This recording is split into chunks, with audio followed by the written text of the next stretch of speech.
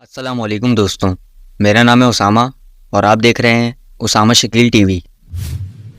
दोस्तों, रशिया के सूबे साइबेरिया के सुनसान इलाके में एक छोटा सा शहर आबाद है। इस शहर का नाम ओयम्याकोन है। इस शहर की आबादी सिर्फ 900 लोगों पर मुश्तमिल है और उसकी वजह है यहाँ का मौसम। ये दुनिया का ठंडा और सर्द तरीन शहर है। इतना सर्द कि अगर हम उबलते हुए पानी को हवा में फेंकेंगे तो वो हवा में ही जम जाएगा।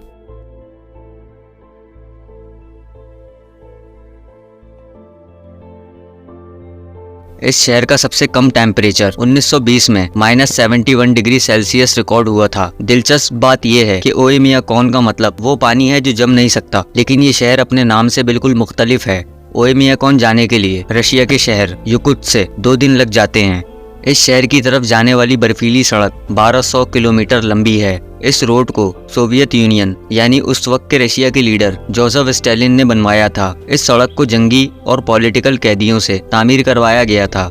इस सड़क को बनाते हुए यहाँ के बर्फीले मौसम का शिकार होकर लाखों लोग मारे गए थे, इसलिए इस सड़क को रोड ऑफ बोन्स भी कहा जाता है। ओयम्याकोन शहर में इंटर होते ही एक छोटा सा स्क्वायर नजर आता है, जहाँ एक बुल बना हुआ है और एक बोर्ड लगा हुआ है जिस पर इस शहर में रिकॉर्ड होने वाला सबसे कम टेम्परेचर लिखा हुआ है, जो कि -71.2 डिग्री है। इस शहर में कोई होटल या रेस्टोरेंट मौजूद नहीं है और बाहर से आए हुए लोगों को किसी के घर रुकना पड़ता है। लेकिन इतने सर्द मौसम में जहां हर वक्त फॉरेस्ट बाइट का खतरा रहता है, आखिर लोग रहते कैसे हैं? दोस्तों, ओयम्याकोन के घरों में वाटर पाइप्स नहीं होते क्योंकि पानी उसी वक्त जम जाएगा। इसलिए यहाँ के लोग नहा भी नहीं सकते क्योंकि उसके लिए काफी ज्यादा पानी की जरूरत होती है और यहाँ पर सब्जी उगाना तकरीबन इम्पॉसिबल है। इसलिए ये लोग घोड़ों को पालते हैं और ज्यादातर इन्हीं घोड़ों का गोश्त खाकर गुजारा करते हैं।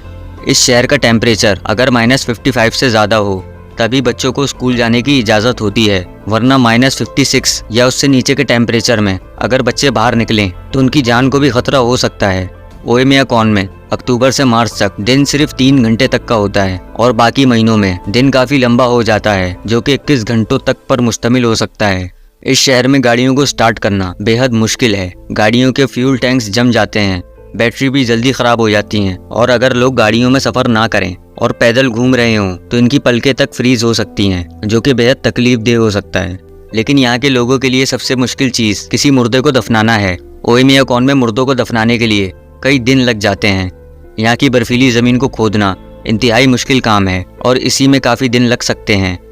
दोस्तों, यहाँ पर रहने वाले लोगों की मुश्किलात यहाँ पर भी ख़त्म नहीं होती, बल्कि पेन की इंक और चाय और दूध जैसी चीज़ों को इस्तेमाल करना भी बहुत मुश्किल है, क्योंकि 1 मिनट से भी कम में ये चीज़ें जम जाती हैं।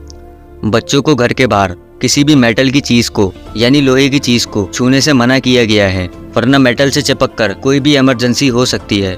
सोवियत यूनियन के रूलर जोसेफ स्टालिन के दौर में इस जगह पर कैदियों को सज़ा देने के लिए भेजा जाता था।